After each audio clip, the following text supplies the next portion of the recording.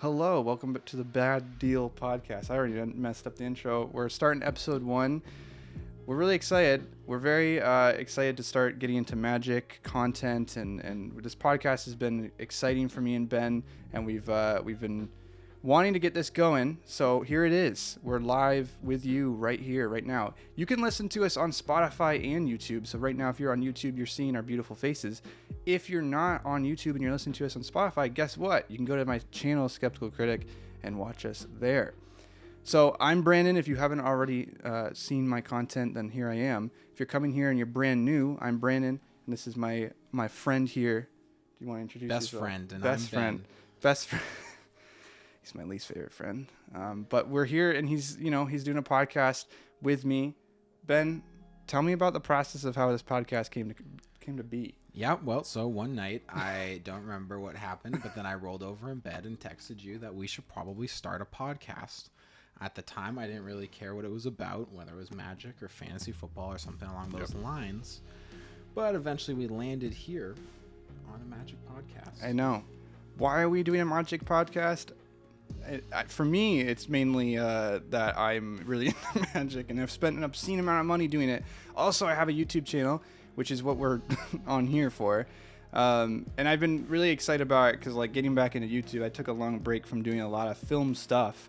And then I, got into Magic, and I was like, well, I really want to get back into YouTube, and I kind of want to do it really well.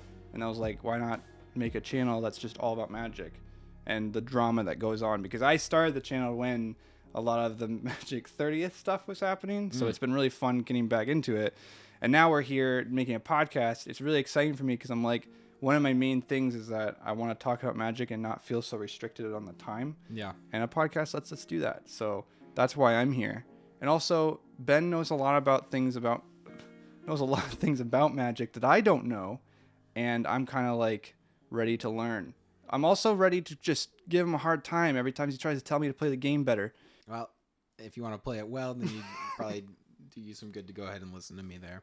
Yeah. So the thing that I was thinking that we would talk about here today, Brandon. Do we have to talk about what you want to talk about? Yes, in this case we do, because that's the only thing that we have prepared to talk about. What if it's more fun to talk about anything that isn't structured? You know, hey man, I put a lot of work into this. Okay, I'll play along. All right, yeah, you're a good sport.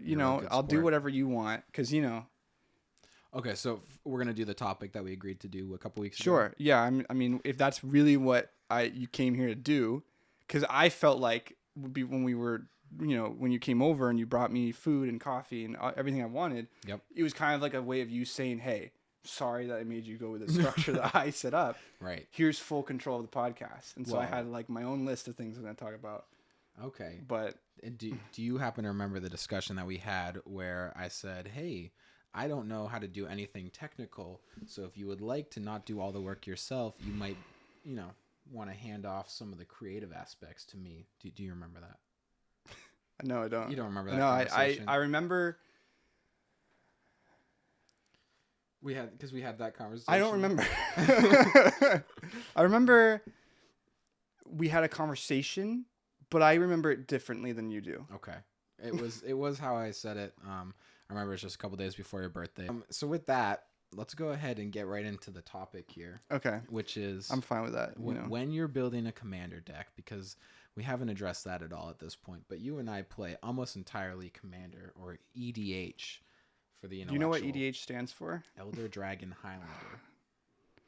Okay. Because when commander, the format was first created, you had to use an Elder Dragon, or it was at least created around the OG Elder Dragons. Yep. I'm glad you knew that off of hand. I thought like you were just going to tell me the name, but then you just gave me the whole history, which actually offends me more than I anticipated. It feels like, though, that kind of circles back to what you were saying initially, which is that's the reason that I'm here. Oh. A little bit. Oh, right. Right. It's Magic. We've had problems with this particular wire the entire time. It's been giving us some issues. Listen, we're trying to make this podcast actually good, and it's going to get better, but we'll talk about that at the end of the podcast. Ben, hit us with that first topic. Okay, so the first topic here is when you're building a commander deck, when you're trying to, really become the true architect that you know that you can be. What are some questions that you ask yourself? What do you like? What's your process there? like when I'm like the first initial decision of Yeah, the so just when you're sitting down, you're saying, I've got a couple $100 just burning a hole in my pocket, and As and you do. and I'm not going to pay my electricity bill this month. Okay, or my mortgage, really. Right. You're just going to skip on those things because that's what they're there for. and you're thinking to yourself, okay, I'm going to spend that money on something that lasts forever, which is cards, which is paper covered in wax. Yeah, no, I think that's it. Like, as every good investment goes, it usually starts with something that can lose value instantaneously. Right. And so for me, I don't, my process is like, I think the reason why I got into Magic originally was like the cool factor of it, which is funny to say about Magic. Because it's not. It's kind of a nerdy game. But like at the same time, it's like, if you're into this and you find it cool, you kind of like have this moment of like, wow, that's kind of like a really cool idea. Yeah. So I think it's like mainly whatever pops out to me in like whatever, like I'll be looking through Twitter or like looking on, EDH Rec or something, or going on some website, just kind of perusing different commanders. And until I kind of run into one that I feel like hits that mark of intrigue to me, which I don't really know what that is. Yeah. I think we all know I'm a big tribal guy.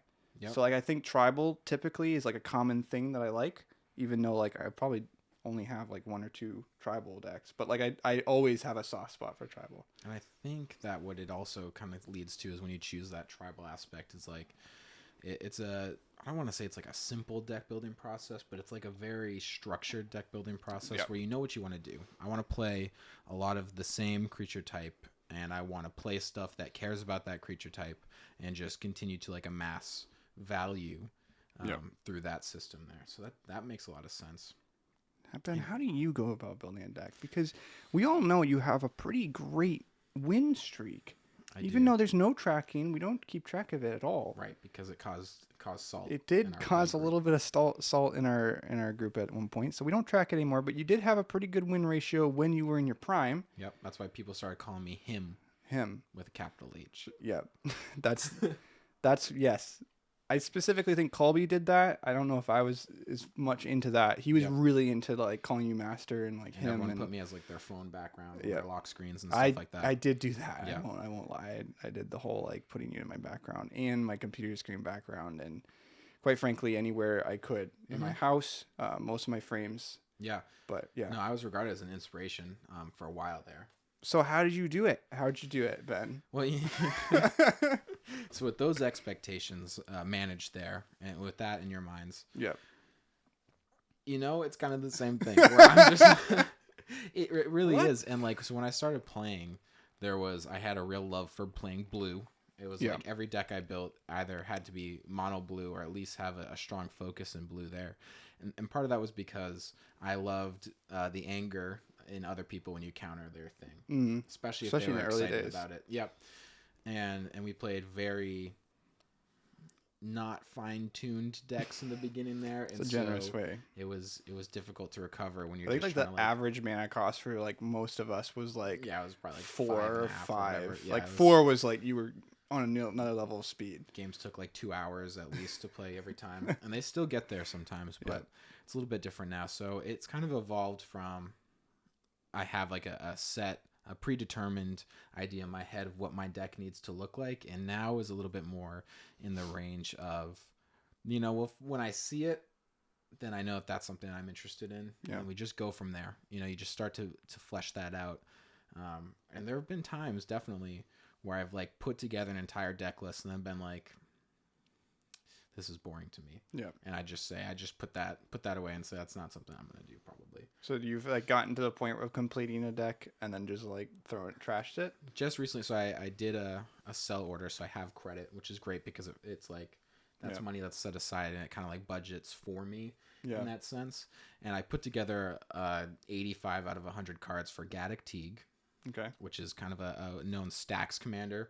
So the whole thing is like, you want to come out and I'm going to restrict what everyone else can do. And then eventually I'm going to win after a couple hours. And from my memory of stacks, which, is hazy at best. Yeah.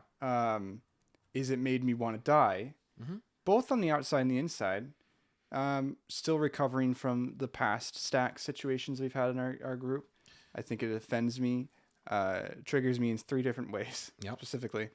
and I hate it, but I understand why people do it. You know. It can be a very strong strategy, and something I've learned with that though is that, well, a couple things. Sometimes stacks can be kind of expensive sometimes, Yes. like Yeah. monetarily, and it just wasn't something that I was like, the deck that I would afford and feel comfortable building that stacks probably doesn't win very often, and when it does, it's going to be no fun for anyone. And I just kind of, like I said, I got 85 cards the way through and was like, this is not fine-tuned enough to be competitive in our play group, and would just lead to me either losing or creating a not fun experience for anyone. And funny enough, like I feel like I had that same feeling with Atraxa until I actually ended up coming back to her. Like I built her out in like November of last year. Let me go ahead and real quick to cut you off here. I'm Okay. gonna pull up Atraxa just so we can go ahead and read what that card does. Sure. You know, in case people don't know, I want to let them in on the. Yeah, it's not like it's a pretty well known card. It is. If It's you don't know very about well it, known. you should probably stop playing Magic. I think Well, that feels.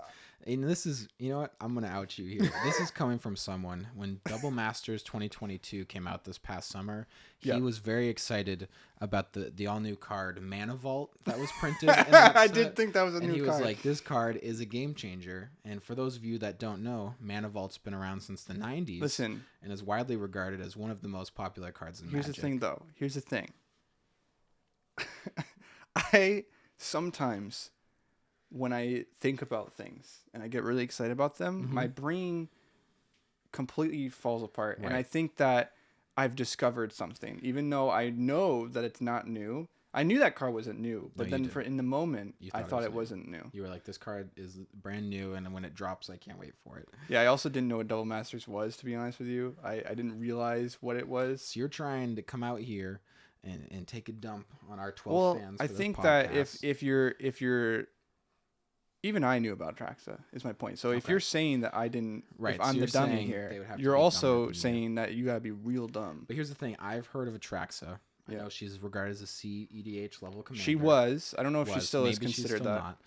And I wouldn't necessarily know all the features about her, so I'm just gonna read her. All right, tell us. Okay, so she's, I don't know the name of those combinations. She's green, white, blue, black. I don't So know the name 4 of it. total mana, Yeah. one of each color there, and it's a 4/4 legendary creature, Angel Horror, with flying, vigilance, depth touch, and lifelink. And at the beginning of your end step, proliferate. Yes. Which, No, at the end of your beginning of your end step. beginning of Okay. your end So I step. thought you So said, at the like, end of every beginning turn of your turn, Yeah. you're gonna proliferate. Yeah, she's great. Like it's a great card. The problem with it is one, it's 4-color, which in Commander is tough. For someone on our budget level can be exceptionally tough because we're not going to spend a couple $100s to really, create that mana base that's going to allow you to play Yeah, and I 4 think colors when you're saying seamlessly a couple $100, you mean just a couple $100 on the mana for base. the 36 lands or Yeah. 37 lands that you're going to put in, not to mention any of the support and the fact that Atraxa herself is $50. So the main reason why I went with Atraxa was one, I got her from a secret layer from Todd.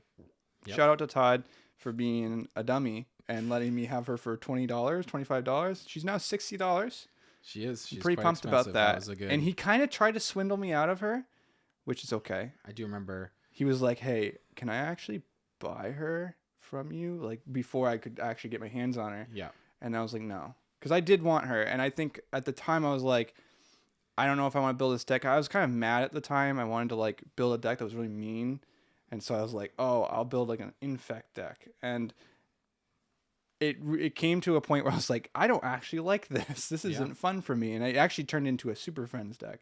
That was going to have a lot more Planeswalkers. It was going to be more Pillow 40. Yeah. And it was going to be like really cool in that way. But then I was like, that sucks. And I don't want to do that. Just as one of those like play patterns where you're like, okay, untap my stuff. And then you have, 7 Planeswalkers in your battle. All right. I did not just stop the podcast because I choked on my coffee or my tea. I don't know why I'm calling it coffee. Yeah, you wish it was coffee. I kind of wish it was actually coffee. Choking on coffee would suck. So Especially if there's a lot of cream in it. sorry to cut you off there, Ben. Hey, that's Can you totally continue fine. the podcast Now for that us? you're done choking, Yeah. we can go ahead and pick up where we left off there, which I believe was talking about the potential play pattern associated with Atraxa as a Super Friends style commander. Yep. And so again, for those of you who don't know, a Super Friends deck refers to a deck that would play a ton of Planeswalkers. And so that kind of lends itself to a specific play pattern where you're like, okay, untap my lands. Yep. You know, get ready to start my turn. And in addition to all the stuff that you would normally do on your turn, combat and casting spells with the amount of mana that you have, you also have 6 planeswalkers that you need to figure out uptick, downtick, you know, managing life and their loyalty counters and all sorts of that stuff. And people always talk about, I feel like, because you can attack a planeswalker, if you play a planeswalker with 5 loyalty, you're at times essentially gaining 5 life. Yeah. Because you're now saying, okay, my opponents need to divert 5 power worth of attacks towards my planeswalker and not towards a player at the table. Yep. And so all of that kind of culminates into a deck that will gum up the board and slow down gameplay, both in terms of like increasing the amount of turn rotations that you need. Yep. Because of that like supplemental life gain, and just in terms of like you need to now monitor 6 different planeswalkers. So when I was building the deck, I didn't think about any of that. Okay. I just thought it was cool, and I thought, hey, I'll do some like really crazy win cons with planeswalkers.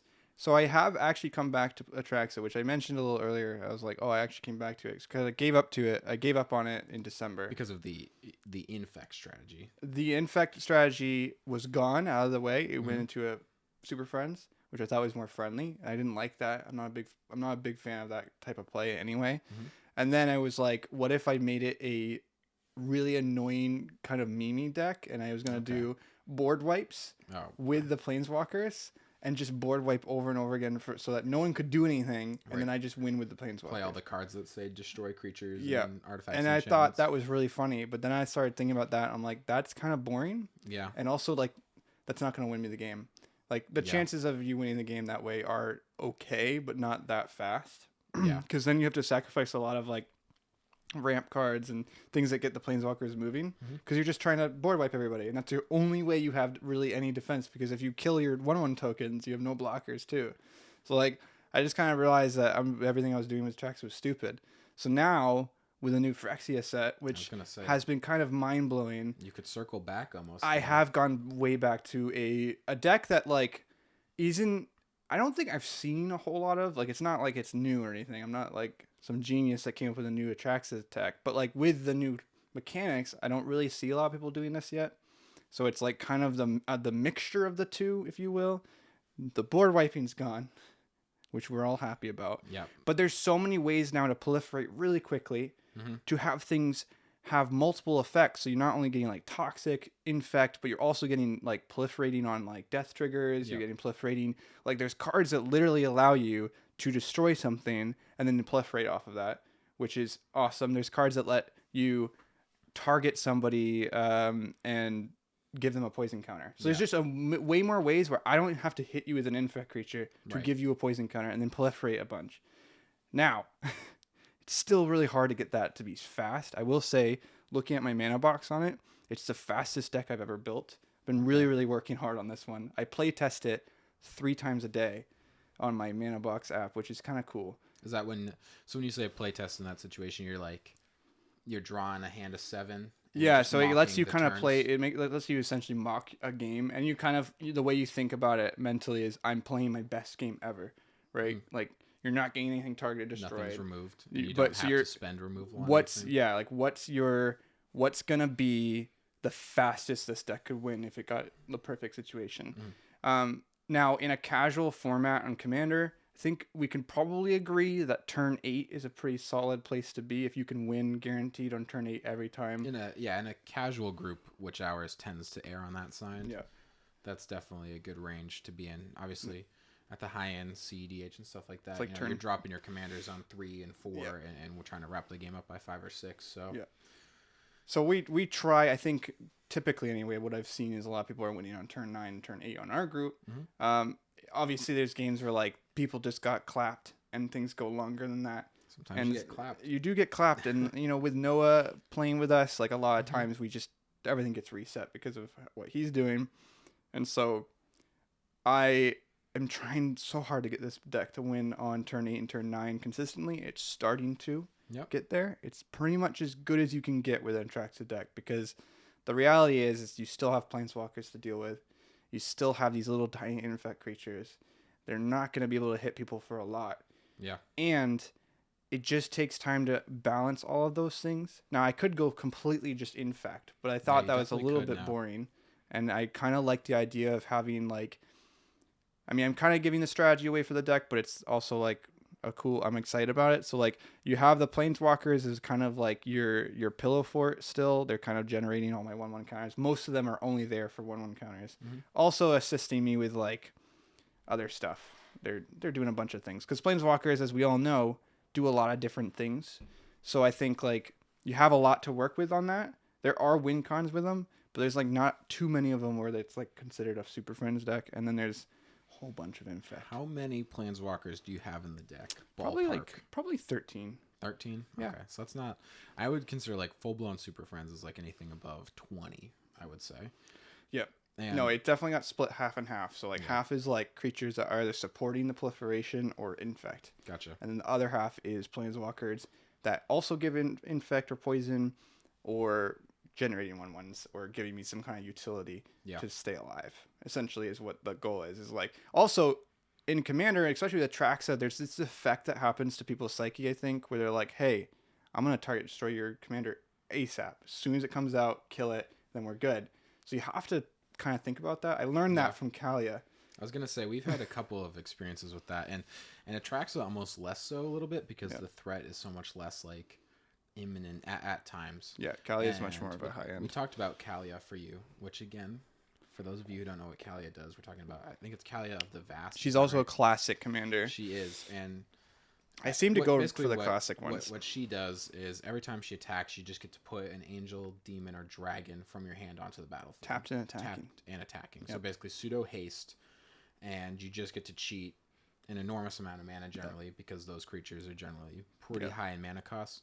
And she is definitely one of those commanders where you're just like, there are times when you feel like you just can't let her trigger one time because you're 'Cause- going to take the damage from her. Yeah. And then you're probably also going to take the damage from whatever she mean, puts onto the battlefield. Realistically, right, with Masters of Cruelties, which if you don't know what that card is, it basically it breaks that card because that card usually you have to have I think it has to attack alongside other things, and it also has to not be blocked. So it's a hard card, but what it would do is bring someone down to 1 health. So pretty crazy if you can get it off, but typically that's pretty balanced because it needs to be not blocked and have another one attacking. Yeah. This completely breaks it because Kalia would bring it in, tapped and attacking. Since Kalia is technically skipping the attack phase, Yeah. you don't have to hit any of the requirements of that Master of Cruelty. So then Master of Cruelties hits them, brings them down to 1, and then Kalia hits them, and it's a one-shot kill. Right. I have killed Noah on turn 3 with it. It is insane, and that's, I think, since then I have never gotten Kalia to actually play a game properly. Because Did of that. Noah cry? I mean, there was definitely a frustration from his eyes. Like he was like, "Are we actually playing CDH now?" Because I didn't think that this is what we were doing. Because like no one, what I know anyway from our games has like killed someone on turn 3 in a while. Like it's been, I don't know how many games we've had a turn 3 kill, but like at least with the games that Noah, me, and Todd and Keegan or whatever would be playing, Yeah. turn 3 kills weren't norm. So like turn 3 was like pretty mean. Well, and it's also annoying because were you playing just head to head at that time, or were you playing like No, we were full group? It was a 4-player game. That's the worst because Yeah. then the game's not over. He Yeah. doesn't get to just shuffle a new deck and keep going. He has to sit and then watch you get beat up by 2 other Yeah. people probably for the next. Yeah, no, they came at me after. Yeah, immediately, and then he just gets to kind of sit there and maybe think about what he's going to get for dinner later and just try and buy some time there Yeah. because those games can last a while. But I had a good time. No, I'm sure you did. Yeah, Yeah. in that situation. I think probably for him more than anything, it was not super pleasant. Would be my guess. Well, And I wasn't there because I'm guessing this was during football season. yeah, no, you kind of were I'm generally unavailable during that time. So yeah, I mean, but with that, like, you know, I play a lot of like traditionally scary commanders, so I've learned from Kalia, which by the way, Kalia doesn't get played in our group at all anymore because she's so bad. I can't get anything off with her because she'll just die. So I have to redo her completely, completely. But like Atraxa, I can win the game without her in the board at all. Yeah, which is good because when you play, like, your list of commanders to an extent is like if you were to Google right now, like best commanders, it's just like those 3 cards are going to come up in your top 15 for the Yep. most part. Yep. And so they kind of have a bit of, they're like notorious. Yeah, they have a little And- hate behind them. And I ran into that too when I had my Zur the Enchanter deck. which was also at a time when that was like, you know, the deck in our play group that would run the table for the most part. Yeah. And it just like, I found that when you play a commander, you play a deck that is like so high powered kind of compared to the other ones at the table, you run into one of two play patterns. No one stops me and I win the game. Yep. Or everyone gangs up on me and no matter what I do, I can't get on track. And I found that for the most part, either I'm unhappy or the rest of the table is unhappy. And there's not a world where I'm out there and I'm doing my thing and my deck's playing fine and I just lose in the end. And then I'm like, well, at least I did my thing. Yep. It's either I win or I do nothing. I agree. And that's not super fun. Yeah, and this is where I'm at, like, in Magic, is, like, I don't build these... I try my hardest to build these decks in the ways that are completely opposite to what the norm would be to be, like, the most efficient of that deck, because that's not fun to me. Yeah. It's like Yuriko, which is my other commander that you're would probably be in the top referring to. 15. And she's genuinely, currently right now, a really high-end CDH commander. Especially because she's low mana cost. Yeah. 3 mana cost, and then can be ninjutsu'd for 2. And ninjutsu just essentially means, like, if you're attacking with another ninja, or actually an unblocked attacker at all, she can just come into the game, replace that card for 2 mana, which is kind of crazy, right? And then that doesn't have commander attacks, which is whenever your commander dies, you get 2 commander attacks. So, like, she's just coming in anytime I want her to come in. And so I think I found, like, I've struck a good balance with her, because I'm not playing any of the CDH combos that you do. I could. Like, I definitely could go spend the money. Like, I've spent a lot of money on this deck. I would not be sad to go spend more on it. Yeah, I mean, look at these microphones. You know, the guy, if he wants to go ahead, I am rich and buy those cards. I'm like the Elon Musk. Oh, actually, that. probably shouldn't use. I don't Elon think you Musk. want to be. Maybe you. I'm like a billionaire guy, and but he's and nice. I'm just funding you know? everything. Like, he does good stuff for people. Yeah, but mostly for myself, Right. which is in line with what a billionaire would do anyway. Right. So I'm not. I feel like I'm on track with Jeff like, Bezos. Like, I bought that tea for you that you were choking on earlier, and as a result, I can't run my heat for the rest of the day. Yeah. And you are a billionaire, but Yeah. But here's the thing. But you figured it was nice to let me do that. Oh, and I'm actually not. One of the reasons why I choked on it is I'm actually containing it, like, in my lungs. I'm gonna spit it out later, and just waste it, and then I'm gonna take the plastic. All right. Put it outside somewhere. Wow. Yeah, I don't care. That was really. Yeah. That's pretty much the worst thing you could do. Well, I just feel like with money comes, you can do what you want, Yeah. and at least that's what my mentor told me. Mhm. So Keegan Hatfield. no, but Jeff Bezos. Jeff Bezos. Yeah, I didn't want to allude to that Right. until you kind of like pushed me into So that. we kind of get that out there that like it was in fact Jeff Bezos. It was Jeff Bezos. He's my little friend. Right. Okay. And then so just getting back on track. Yeah, I here. mean, we can go back. So okay? So I think we've covered a lot of things we wanted to talk about. Definitely have. But I want to hear more. Ben, I don't know how to play this game. You don't really. From I the sounds I of know. it, I and think Mana Vault's a new card. I think our listeners will, if they don't take away anything else from this episode, they'll be Da-da-da. like, whoever was sitting on the right, and I don't know the way that the camera works, which side I'll be on, but I'll be on the like, right. The heavier one knows what's going on, Specifically that guy. and then the other the guy, ginger. I feels prefer like- ginger. Yeah, okay. So they'll say Chumbo over there really knows his stuff. He knows how to play the game. Mhm. The other guy there, Yeah. not really sure what's going on. He's with also it. like, you know. He blames every deck, but you're like, at what point is it not the deck? You know? Yeah, no, it's definitely like, I feel like getting mana screwed It's 4 user- times every time is user eventually, it's gotta be me, right? I would say user error. I'm okay with that. Like, I feel like if it is my fault, then hey, You know, we've had a good discussion here today. Yeah. About some of the times when the decks haven't gone yeah, the way that we've intended there. okay. But has there been a time when you've built a deck, then you've been like, this is great, I want to do this more? Or has it more been, because I've definitely been on the other side of that, and I feel like in some ways that's the learning experience is more. Yeah, it's a is failure. where you're like, this doesn't work that well. I mean, I think we all can agree Yeah. that my successful deck is probably Yuriko.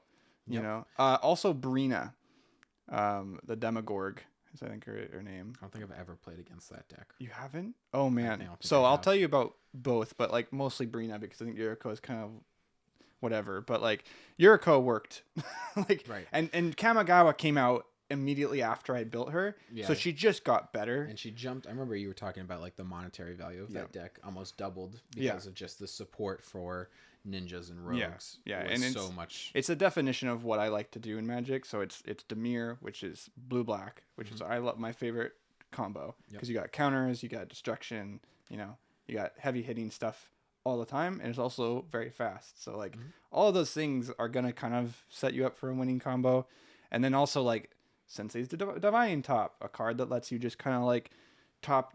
You know, scry everything you want, and then like that's another card there whose value has recently fluctuated a lot. I know it's gone down recently because of the reprint. Yeah, I'm actually really happy about that because it made it affordable. It means you can buy multiple of them and play them in multiple decks. I only bought one, and I only play it in one because it's like the staple for a Yuriko deck. Also, Scroll Rack, which is kind of actually, in my opinion, better than Sensei's Divine Top, but I know that's probably controversial. It's situational. Like it's definitely in like terms of you're looking to manipulate, obviously, pretty deep into your deck there. Yeah, and so it is nice because that gives you a little bit more selection. I think that the speed of Sensei's Divine Top and being so is unmatched. Low mana cost is definitely unmatched. Makes it the preferred tool there in a lot of I decks. think it's key to know though, right? That Scroll Rack is 2 mana, right? 1 mana to do its effect. It comes out, and you can like, this is where it's better than Sensei's, and I think this is not controversial to say this. If you have like If That Betrays, which is a 12 mana Eldrazi, right, which is going to do 12 damage because of Yuriko's thing. If you have that in your hand, which typically I don't want it to be in my hand because I want it to draw, but if I have it in my hand and I also get Scroll Rack, or I have the ability to get Scroll Rack, that's just kind of a game-winning situation for me because I'm like ready to go with that very early in the game. Whereas, you know, if Scroll Rack was in my hand and I didn't have If That Betrays, I'm kind of like in this position where I'm like, I hope that whatever I have in my hand is going to work. See more of what's on top of my library. And that's when Sensei would be bigger, right? Like if a Sensei comes out, I'm just like, do you have it in hand or do you hope it's currently on top of the library? Because Scroll Rack's going to swap those things and Sensei is just kind of let you manipulate. So I think like Yuriko taught me about speed and the importance of it. It also taught me a lot about synergy, taught me about the benefits of tribal. But I think ultimately the lesson I learned the most was from Brina, because Brina was a pre-con that I just bought off of a whim because I was like, oh, that looks fun. And I want to dip my toes in something a little bit more out of my play style. So like basically Brina is a complex and very strange political deck. So it's black, white. How do you spell Brina? It's a Breena. Yeah, there she is. There she is. How about that? So she's really interesting because she's encouraging everyone to attack each other except for you, right? Typical politics. Yep. It says whenever a player attacks one of your opponents, if that opponent has more life than another of your opponents, the attacking player draws a card and you put 2+1/+1 counters on a creature you control. And so obviously that applies for yourself too. And so you're able to utilize that where you're like, okay, I'll attack, I'll draw the card, and I'll get the counters. Yes. And then for the most part, for the rest of the table, they're attacking, they're going to draw the card, and you'll still get the counters. Yes. Yeah. So it's fun because I think the confusing part about it is often people are like, who's qualifies for the attack, you know? And it's like, well, just whoever isn't the lowest life is usually how I explain among it. your opponents. Yeah. So like, that's how I typically explain it, and it's cool. Like, it's really cool because you're gonna get this off, like whether they want you to or not, it's gonna happen because people attack each other. Yeah. And so what ends up happening is Brina or an assortment of creatures in that deck get very, very big very, very quickly, because that's 2 1/1 counters, and like if you add any other 1/1 counter on your own, and of course you are with this deck, like it just gets really, really big. And I found that I am decent at politics. Like I have a good time talking to people and giving them a hard time and like yelling at them to convince them, hey, if you don't do this, I'll kill you. Okay. But in real life. And I find that's a really effective way to get people to do what you want. We got them, boys. Yeah. Sorry, what? That was like a joke, as if like this whole thing was set up in order to get you threatening someone on camera, which you did. No comment. Okay. So I'm gonna get my lawyer. I get what you're saying there. You know, yeah, get your lawyer. I'm gonna call him right now. And I think that what we're learning here is also that those 2 commanders that you've discussed also do one thing really well, and they do a couple things really They well. play but Magic? They both draw additional cards. Oh. And I do think that commanders that either ramp in some way or card draw in some way, Yeah. which are like the two core things that you're like, Oh, I gotta get this if in my you're mug. sitting there being like, Sorry, what? yeah, that's perfect. Yeah. If you're sitting there being like, my deck doesn't work, it's generally, and this is not always the case, but I found for me, it's generally because I neglected to put enough ramp or card draw in there because I wanted to do something that I considered more fun. And so I think that those commanders that supplement that in some way, one of those two things, which is like Yuriko, Yep. who we Card talked draw. about, you love, will impulse draw those cards, right? Yep. You're revealing them and you're drawing them into your hand. Brina is going to draw you at least one extra card per turn on her own. And so it just like having that in the command zone means that you just have so much less variance in reference to like how each of those games go. You know, okay, at least to a certain extent, my card draw is going to be handled, right? And so I do think that that's like one of those aspects on those commanders that really like forgives, in some ways, poor deck building at times. Where you're Are you suggesting I have poor deck building skills? I said sometimes, Okay. so sometimes, yeah. Here's a counterpoint. Okay. I also think Brina, there's something to be said about not being the threat in the game. Yeah, no, and I that's think totally true.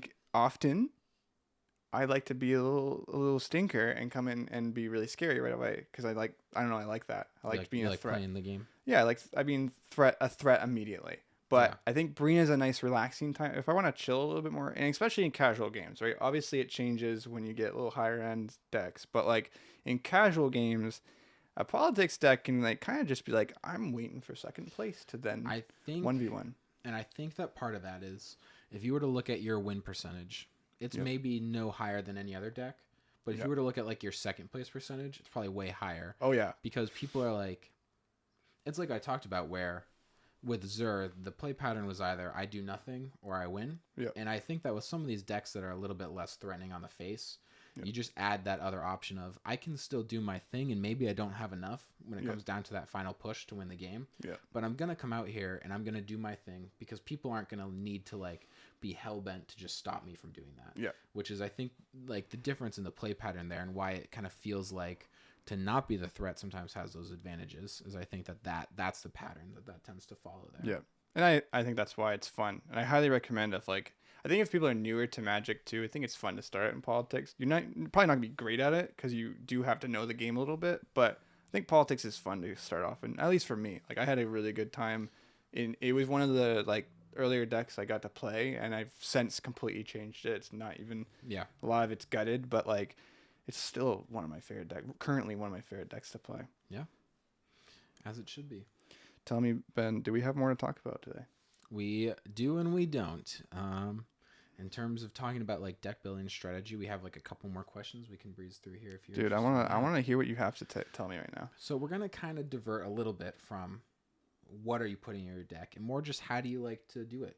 So like for me, I'm a big spreadsheet guy when I'm building a Yeah, deck. I've seen your I've got- spreadsheets. All right, I'm going to talk about the spreadsheets. And so for me, see, but now I feel like, does it feel boring for me to just talk about spreadsheets now? No, it's great, dude. It's great. This is how I file my taxes as well. Really? No. You don't use TurboTax? No, I do. Okay. I was gonna say, like, what are you doing? No, that was a joke. Okay. Yeah, no, I just make a big spreadsheet of everything I've spent and earned over the course of a year, and I email it to the IRS. They're totally cool with effective. that. Yeah, because they're like, this is why would you lie in a spreadsheet? Yeah, they're like, Who sends a "You put the spreadsheet and effort is in like, there." why? I color code it. A Let's well talk put together about- spreadsheet's great. And it is, and that's what we're going to talk about here. All right, is sorry. A spreadsheet. Yeah, go ahead. I just had to get more tea in my I lens. like to go ahead and categorize. See, this does sound boring now after, but what I actually like to do, what I actually find helpful when Yeah. I'm deck building, is I go through and I categorize. Okay. Each card falls under a category: card Oh, draw, gosh. ramp, removal, protection spells, and then themed based cards that are synergizing with what the deck wants to do. Oh wow. And just by listing them out in each column, it's a great way to ensure that you're never going to order the deck and then realize I have no way to ramp, or I have no way to card Yeah. draw, or Which- I don't do thing X well enough. Yeah, And definitely. so, Definitely feel that. so that's what I want to ask you. When you're building a deck, I have 3 options that I typed out in the doc for this Okay. for this episode here. The first option was a spreadsheet, Okay. which is what I love, and I'll use a database sometimes Oh, too. wow. And Access. Okay. I like Microsoft Access. Oh, that's actually a really good idea. Yeah, thank you. So Wow. you can like submit the queries. Oh my Everyone gosh, just that's has- so smart. Everything just has a tag associated with it, so you can just say, "Show me all the cards that have card draw on them," and it'll just pull that up. So I've done What? that before as well.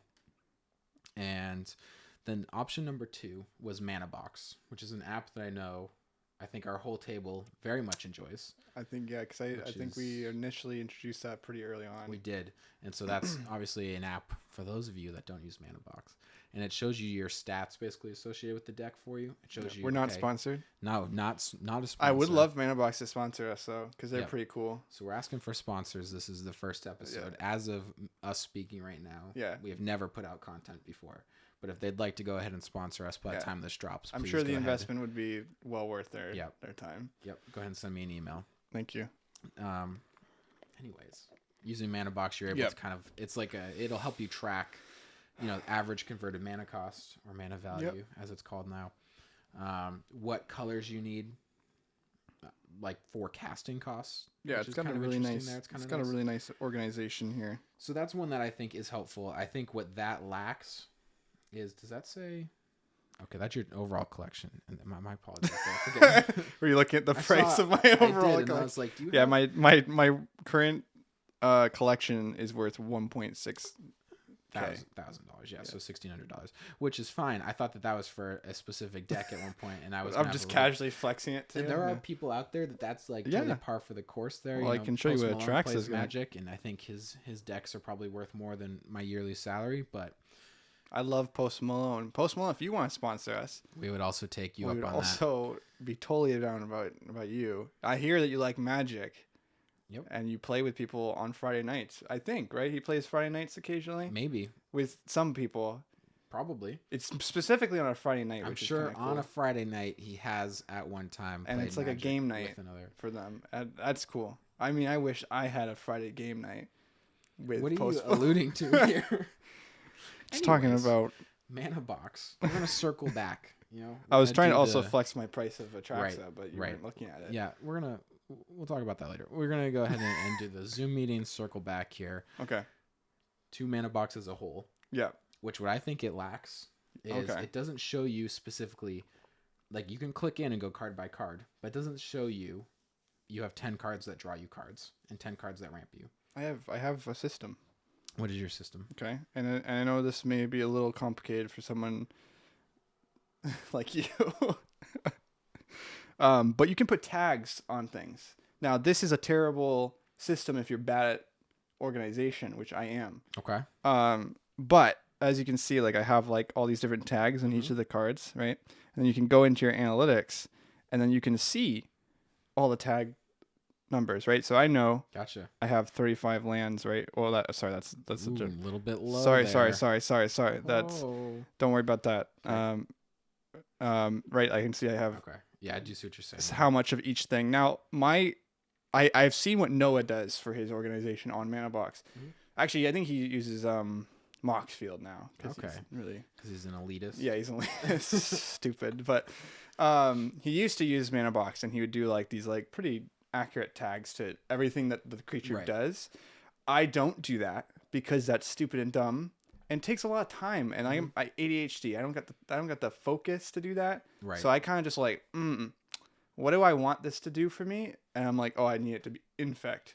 So I just put tag You in. just tag Yeah. infect on it. Yeah. So if it proliferates and has an effect, proliferate, infect. Okay. So that's my tagging That's system. not bad. It's not bad, and it's actually helped me a lot. That's what I do. That's basically what I just said is like what I do with Access is I Yes. build a database and I input those tags manually. Now I do that because I enjoy that sort of thing with my free time. Yeah. But it sounds like ManaBox would just do that for me. Yeah, because you can in just a search, quicker, and easier way. there's like a search, and then there's like all of the Yeah. things you can do to like find that, which I think is nice, but can be a little overwhelming if Yeah. you're like me, Mhm. and you're like, I gotta look through like 700 cards that Yeah. can do all the things I want them to do, but like, do I want to spend forever? However, I do think like It's nice. Like sometimes you'll find some nice gems. Like Land Grant was something that I thought was really dope that I That's a cool found card. randomly. Let's go ahead and pull that up. Yeah. Because I think it would be good for us to get in the habit here of really verbalizing some of the Verbalizing things these that cards. we're talking about. Yeah. So that way, you don't have to know. I don't know if you know this, but Yeah. there are a lot of Magic cards in the I world. didn't know that. I No, thought there was yeah. about like 3,000. Okay, I think there's more. I think there's a No lot more. way. Yeah. Really? No, yeah, I think Wow. there actually is. So How there's many? a lot. Let's find out. How And, actually? maybe How we find many? out. How many are Not- there? Not actually. Well, 10,000? Maybe.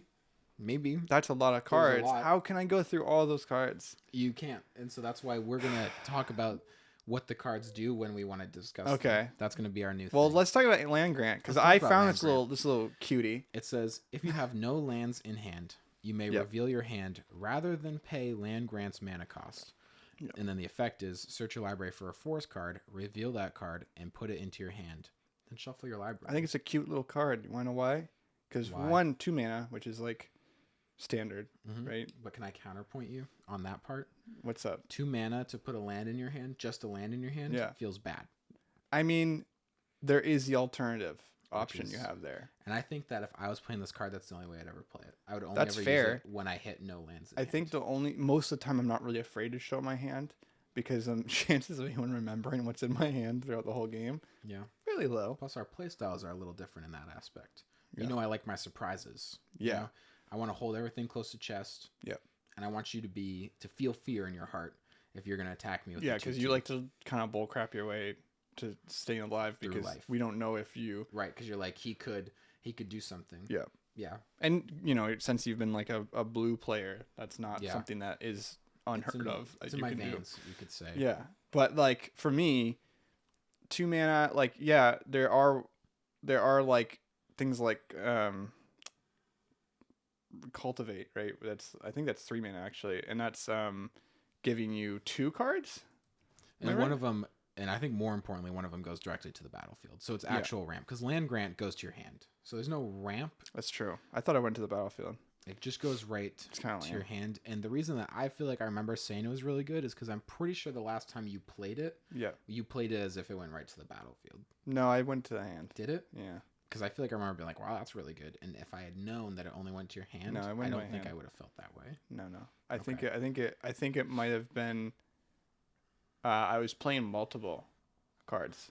Yeah. I was playing multiple ramp cards because I play a lot of ramp cards in Yarok. So like, there's like, it's mainly just there because I need another ramp card, and I wanted to try something that was kind of cool. I don't think it's ramp. In the case, well, it is because Yarok allows multiple, like land drops in a lot of cases, so I can like get additional lands. But There's it combos in itself the deck. isn't ramp. It is not ramp in itself. No. Do you? What's the tag? Is it tagged under ramp? Because then I'm gonna call you a No, bad you deck want to know builder. you want to know it's I wanna tagged know under. It's tagged genuinely because I think Maybe I don't you- want to be bullied. Just give me a second to find it. Honestly, if anyone's still listening, It's at actually this point, currently I think they're tagged as down for not this. in That's what's tagged as. because it wasn't in my deck yet. Okay. It should be tagged as get land. That's my tags for those type of cards. How many get land cards? Are you Why is it playing so in the deck? important that it goes on the battlefield? Because what do you? What do you if I mean? just want a land in my hand? You should play land tax. Yeah, land tax is like crazy. Yeah. It's also white and it wouldn't go in Whoa. wouldn't go.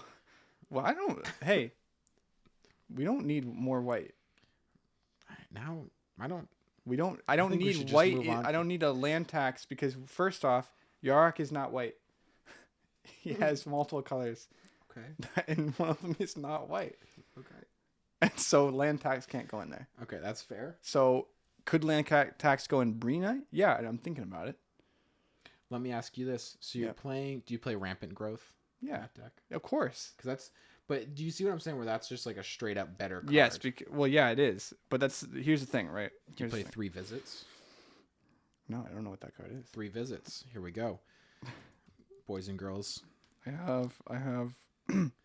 It's search your library for a forest card, put that card onto the battlefield, untapped, then shuffle. 1 in a green. Why? It's just better. It is just better. It does the same However, thing, but it the does it only way thing that's better. slightly better about land grant is if you do it for free. I don't know why you got into this. I think I 'Cause was it's right like, the if whole time. I don't think My so at stance, all. my original stance, you can go back in the video, was that if you play it for free, it goes to your hand for free. I can't go back in the video. Well, they can. We are the video. And they know that I was right the whole time. I didn't change my position in this Well, entire argument. Yeah, but I'm saying it's not ramp. And you went on a whole thing about No, how no, it's no. important that that's ramp. I also am lying that you actually said that it was free if you reveal it, and that was your point that you originally made. Wait, okay. Wait. So What you're, are you even saying here? I'm saying that I lied throughout this whole thing. Did you? Yeah. I'm saying that What did you lie about? I said that I just stated to the audience that they go back to the video and see that my original argument was that you could reveal it for free, and Yeah. that's why it's so great. But that wasn't what I was saying. I was just excited that it was 2 mana and brought it to my hand, and that you could do it for free if you Right. wanted to. And then and then And I then derailed you you said, "Oh, the only good thing about it is to go in your hand." So I lied. right right because- in front okay, of so you. what I'm saying is Yeah. the card is, unless you're doing it for free, What if I play Explore? the card's bad. Explorer's fine. Wait, well, no, I'm saying if I play Explore, draw And a then card, yeah. I do the free land grant. Right. Bah. Yeah, that'd be great. That's You 2 can mana. pay 4 mana. No, Oh, it'd if be, you're doing it'd be, free it'd be land 2 grant? land. Yeah, 2 mana. Well, you'd 2 have to mana. do land grant, then explore, Yes, because otherwise you'd have a land in your hand. exactly. Yeah, so that would be fine. You would burn That's two the kind cards of in your that's hand. the kind of genius. You were in like, my as mind long right as I now. have these 2 in my hand, Yeah. and I can burn both of And them that's at the gonna same happen. time, I can play 1 forest. Do you have Glimpse of Nature in your little brain? Yeah, I didn't think so. Watch this, everyone. Glimpse of Nature. I Put have right that up on in the the deck. computer. I have that in the deck. That's a whole thing that I It's can a do. really cool Whenever card. you cast a creature spell this turn, draw a card. Pretty cool, huh? Yeah. It's So 1 mana. 1 mana. 1 mana. And I can it's like a temporary Ristic Study type thing. I read that to me as 1 mana, draw 2 cards. Because I Yep. don't think that you're ever going to play it and then go off with more than 2 Well, creature that spells. depends, right? Because there's like in Yarok, there's some combos that like get things going really fast. Like, But but there's combos in here. We don't need to go argue about it. If you don't, I'm just saying. I think the arguing is entertaining for people. I feel like Maybe. I feel like I'm being vulnerable, hmm and you're just being critical. I think I'm smarter than you. You smug, dirty boy. I would say you probably aren't. Are. And what about magic wise? I just am. I think that you're like you're obsessive Mhm. and lonely. Okay. And so that those two things together allow you great skill. You're building databases. You've put all 10 million cards of Magic in a database That doesn't mean by I'm lonely. yourself on your own time. It just means I get up early. I also get up early. Yeah, I get up. What time do you before- get up? Okay, the day that I built this, Yeah, I got up at like 7:45 probably. that's not early. On a non-work day. What time do you get up on a non-work day? 7:30. Why? What time do you go to bed? Well, because I just am thinking about getting up earlier than. Well, I'm thinking about decks, and so I can't sleep because I'm gonna. you lose Because sleep. I'm ready. I lose. You get 2 hours of sleep, Yeah. and it's the like first 2 hours of sleep, and you just are And up then all the night. moment, boom, a card pops into my head, and that's it. From I there do on out. roll. My wife does tell me that I roll over a lot, and I look her in the eyes with my sleepy eyes, and I say, that's not a legal target." And then I roll back over. I'm gonna say that that's not true. No, it's if you want to go ask my wife, But which she was asleep. she is asleep right now. But if when she wakes up, we can wake her up and be like, "Jace, Let's have grab, I done this?" Let's She grab the told camera me. and go. How would I know this story if my wife didn't tell me? I thought you were just bold-faced lying as well. No. I do realize that I did lie recently, Times. but like this isn't a lie. This is Okay. legit. This is a real one. Sure. Anyway, what's the next topic? See, it feels like I don't even know at this point. You know, this is a jumbled. I would say it's probably. What was the original question? the original question that we set out to Oh, answer we were talking here about like today is- mana box. Yes, but if we want to talk about the question that began the episode was like, what is your thought process to build a deck? Yeah. Have we answered that? I think what S- we've kind- answered maybe. is that I'm scatterbrained Yes. and you have a database. And I have a database, and that is why my win percentage is higher. Well, we don't know that because we don't have anything to track it. And you've been out for a while, so But technically, you know it in your heart. that's Also, tough to ask you've a talked about billionaire. Noah a couple of times. Yeah, I talked about him. And I think it's. I don't want to give him too much time on air, so But we need to be careful. You've given him some credit here, and you have off air as well. Yeah. As a good Magic player, and who. Well, brings mainly because I taught him how to competitive play decks Magic. No. I taught him how to play Magic. But he taught himself his method for building the decks, which is very analytical in how. Are you saying I'm not that. analytical about my approach? I'm saying you just admitted to being not that analytical. Well, I will say this. Here's my opinion about it. Sure. Okay. I have become very analytical with it. In the past, it was all feelings and emotions. But since then, especially with acquiring more money from my mentor, I have felt an importance of analytics. That's not going to be a running thing. The mentor, the richness. We're not We're not going to do a running joke anymore. Not with that. Why? Because I can't. You don't think I'm rich? I don't think people are going to think you're rich. My sweet tea would say otherwise. It's $3.40. It is. People. It's expensive.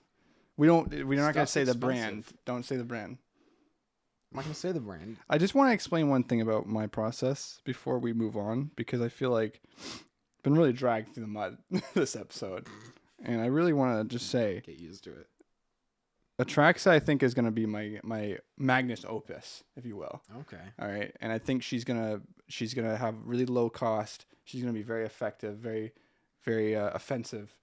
And in the sense that she'll be aggressive. Okay. And I think she'll play really well. And I think that this like rumor that's been going on in our group that I'm not good at Magic and I don't have analytical skill might change. We'll see. You don't seem confident. I'm getting a little upset. Like I like to give. This isn't what we did. This is not what you said was going to be the podcast. You told me, Brandon, we'll do whatever you want. I promise I won't make fun of you. I promise. And I was like, okay, I'm really emotional. I cry a lot. Yep. You know this. And do you remember what I said? I said, okay, just don't do it on air. Okay. That was the But only criteria. That's not what I remember agreeing to. Well, now your memory's bad too. Just move on to the next topic, okay, please. that's it. That's all you have? You just wanted to end with... Yep. Is this whole podcast just planned to just annihilate my process? Yeah. And when you say this whole podcast, not this episode. The entire podcast is just you. It's just me being like, let's have you talk about how you do things, and then I'm going to follow up with, here's why you people listening should do that differently. Yeah. Like, if a card doesn't increase the amount of mana you have, it's not ramp. Can we agree on that? Probably. You think that might be accurate? Yeah. Okay. Yeah. Because otherwise it's really more card draw than it is ramp. I like card draw. I do too, but if it's 2 mana to just Listen, find me a Yarok, land. play me. Play Yarok. I will win. I haven't seen you play anything recently. Remember your Scarecrow deck? Can you explain what the process behind that one? My Scarecrow deck? Yeah, whatever that deck was. Yes. Because its win ratio is bad. Okay. So first of all, you never won with it. So just tell us a little bit about your process. I think I've won at least one time, and you're screaming into your microphone and you didn't back it up at all, so that was probably loud. Anyone who is driving while listening to this is probably in a ditch right now. No. I'm not that close. It's like nice and far. They probably hit a train then. If I killed someone listening to the podcast to prove that you have one deck recently that awkwardly you did play in an LGS, which was super embarrassing because that's official. Yeah, you played a Game Chamber, and great play. Not sponsored. But technically that, if you didn't know this, which I can understand if you don't know this about the community of Magic. You're about to tell me that this means, that's official. That's an official. Okay, there it is. That's a tournament legal loss. So for me, I feel like that means more in this game, and I think for Okay. me, my win ratio is pretty solid in the LGS. I actually think my Scarecrow deck is a pretty cool deck though, and Why it's is it budgety. It is a little bit budgety. It's a little bit cheaper. I actually don't understand that deck because I never even really like could see it do it. It didn't get anything out, didn't do very much.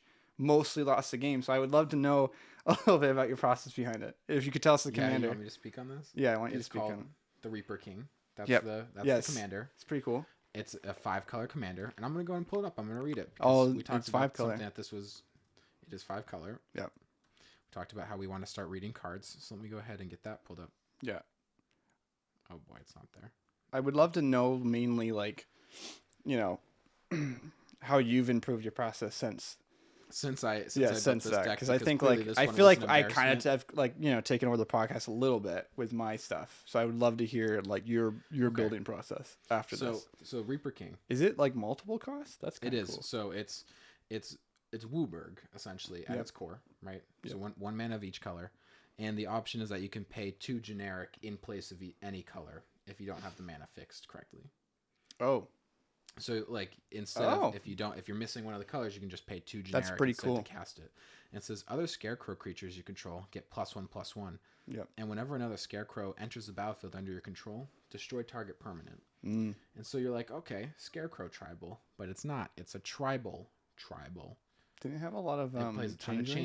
changelings, Yeah. and then it plays basically if a card could be the commander of a tribal deck, Yeah. I can play it in my deck and have it be efficient. Yeah. Because at any given point, I'll play Magda, Brazen Outlaw. Yep. Who cares about dwarves? And whenever a dwarf becomes tapped, you create a treasure token. Gotcha. And And you so have all it's the creature basically type. like you play a bunch of changelings. Yep. And then you play a bunch of commanders, pseudo, secret commanders in the deck. Yep. And that is the strategy. Now the issue is that I didn't want to pay that much money, Ah. and my mana is slow. I play Okay. a lot of tapped lands, Yep. and I don't draw enough cards in that deck probably because I didn't make a spreadsheet for it. I didn't make a spreadsheet. That was for the this one deck you didn't build a spreadsheet It's not for. the only deck I didn't. Okay. I was just at a lazy point. I was So like, this is one's something really we cool. didn't hear previously in this podcast, is that you actually have broken your own setup. I didn't say you have to do a spreadsheet. I said the decks where I build the spreadsheet are the ones that succeed. Well, I mean, really I'm well. just saying, like, I play a deck called Raikou, 2 reflections. It's a decent deck. 2 reflections. It's okay. That one goes crazy. yeah, I'd want Let me go ahead and Yeah. let's read that bad Larry right there. Let's read that big boy. That one's fun. Yeah, this one is definitely one of my most powerful decks. It's whenever you cast an instant or sorcery spell, you may pay blue and red. If you do, copy that spell. You may choose new targets for that copy. And whenever another non-token creature enters the battlefield under your control, you may pay blue and green. If you do, put a token that's a Token. copy of that creature onto the battlefield. Yep. So just copying stuff. Copies instants and sorceries, copies Which is creatures. like, I think just, it can get out of control pretty quickly. Yeah, when you go. ramp really fast, Yep. so you always have that mana available, and then you just copy everything that moves. Yep. Do you see how I'm speaking positively about Yeah, the things that you're doing right? I did for a little while. About you. Yeah, but you just couldn't keep going. No, it's just like I hit that point. I'm like, all right, I gotta correct this guy. I gotta Okay. because otherwise you're gonna spawn a whole nother generation of deck builders Mm-hmm. that just think that what's the land grant is ramp. Is that? And that- it's not the hill that I was thinking of dying on today. Well, you're dying on it. But apparently I'm taking taking some hits on land grant. You said it. I'm so excited there. about that card. I'm gonna play it more. Put Do it it. in more decks. Put it in every deck. I'd even make exceptions and let you play multiple copies. Just that good. It's that good. I'll let you play 6 of If them. I can infinite combo that card, and then just reveal my hand constantly, that's I just don't think endless that's- searching. What do you mean? Like, Right. If I could keep copying it infinitely, right? Yeah. Like just have them keep going, and you reveal your hand every time. yeah, It's free. until the first one resolves, then you have a land in your hand. And then Oh, you won't yeah, be able 'cause to it do would it be all- anymore. Well, you'd have to figure out a way around that. And that's good deck building. So you can figure out a way around that. I think we should wrap up the podcast. I think we should You know wrap up what? the episode. I think we've really learned a lot here today. I think we have. I feel really refreshed. I do too. I feel like there was a lot of great things said. Not everything, but I really appreciate some of your insight. Yeah. But I Nah. think a lot of it will probably be forgotten. And I- that's not even intentional. That's just how it's gonna be. I appreciate the fact that you set up the podcast for us. I'm yeah, and I'll do it again. In fact, we're gonna do an episode 2 of this, believe it or not, and I think we're gonna talk about some more stuff, more Commander stuff. We're gonna talk about stuff. I think this was fun because like kind of starting it off with our deck process and then kind of revealing some of our mistakes. Yep. Your failures, my failures, your successes, and my more successes. I was gonna say my successes. Yeah, and you're gonna say my success. I was just gonna end it there. Oh, okay. Yep. All right. So no success for me. Well, it's okay. We're gonna do more of this. For some reason, I'm gonna be here and I'm gonna have a good time.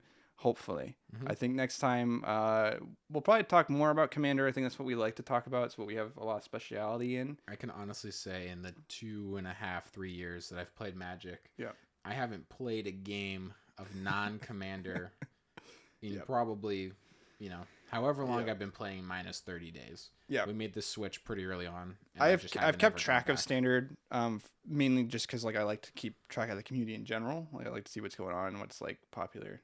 You know what you kind of. Right. Anyway, we're going to. Thanks for listening. We're gonna go and we're gonna leave now. But if you want to check out our podcast in different areas, you can check it out on Spotify. You can check it out on YouTube. We have a lot of really fun stuff coming up. I'm really excited to record more of these podcasts, and we promise the next ones are going to continue to get better. We're going to have a little different setup each time, I think. I think we're going to kind of clean up the background, get some nicer chairs, and maybe some friendlier people. Okay. They'll be featured, but I'm not going anywhere. Yeah. Just to make sure that's entirely clear. Yeah. Ben is staying, and so am I, and you can't get rid of either one of us. So if you enjoyed this podcast, we are obviously very appreciative of people that can sit for several hours and listen to us talk. And we want to make sure that this podcast is both educational and also fun and also a little hurtful. And so if those are the 3 things that you look for in your life, we're here to provide all 3 of them with ease. So thanks so much for watching. Ben, thanks. Hey, thank you, Brandon. It's been a pleasure here. It's been really something else. You invited me into your home so I could come and rip on you for 60 minutes in front of an audience of people that is uncountable. Yeah, and I'm okay with that. There are none of them. Yeah. I'm fine with that. All right. Thanks so much for watching, guys. We're leaving now. Goodbye. Wave, Ben. Wave longer. We're done. I think that went well.